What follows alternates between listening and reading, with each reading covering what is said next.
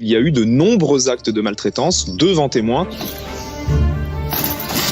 Et ça, vous avez ça alors là, ça c'est incroyable. Est-ce que c'est vrai, monsieur Cadéac, que tel aigle vous l'avez frappé, que tel ours à tel moment vous l'avez frappé? Est-ce que c'est vrai que vous avez réalisé ce clip pour General Electric avec le cadavre d'un aigle? Est-ce que c'est vrai que le système d'affamer les animaux était régulier chez vous? Est-ce que c'est vrai qu'une chouette est morte sur un retour de tournage parce que vous ne l'aviez pas assez nourrie?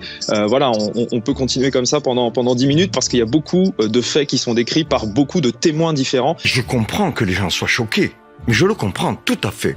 Il faut savoir juste, très rapidement, que chez nous, il y a plus de 300 animaux. Vous pouvez caresser des animaux, les loups viennent vous dire bonjour, les lémuriens fouillent dans vos poches, les écureuils vont sur vos épaules, votre tête. Les animaux sont très familiers et n'ont pas peur des visiteurs, mais de moi non plus. Or, j'ai un petit groupe d'animaux qui sont chez moi, qui posent problème et qui sont en train de transformer mon établissement en camp de redressement. Il y a quand même 15 collaborateurs directs de Pierre Cadéac qui ont travaillé parfois avec lui pendant plusieurs mois, plusieurs années, qui témoignent. De nouveaux témoignages qui nous arrivent depuis la publication de l'enquête, donc on s'approche des 20 personnes, des 20 témoins. Ce singe est un singe qui n'a pas eu les codes, qui est très agressif, et j'ai répliqué pour faire face à un problème. Il m'a attaqué. J'ai répliqué, mais répliqué de façon très modérée. J'aime les animaux, madame.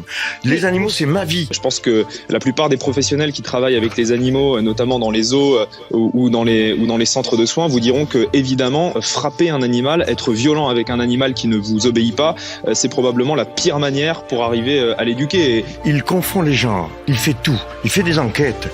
Il fait tout. Mais il fait des enquêtes à charge et il ne fait pas des enquêtes à décharge. C'est-à-dire que il ne laisse pas aux gens la possibilité de justifier ce qui peut paraître injustifiable, mais qui est justifiable à mon sens. Nous, on a cherché à le joindre, Pierre Cadéac, pendant plusieurs semaines. On a tout tenté. On a tenté des mails, on lui a envoyé les éléments de notre enquête pour le faire réagir. On l'a appelé, on s'est déplacé sur place. On a eu son secrétariat au téléphone, on a laissé des messages sur sa messagerie.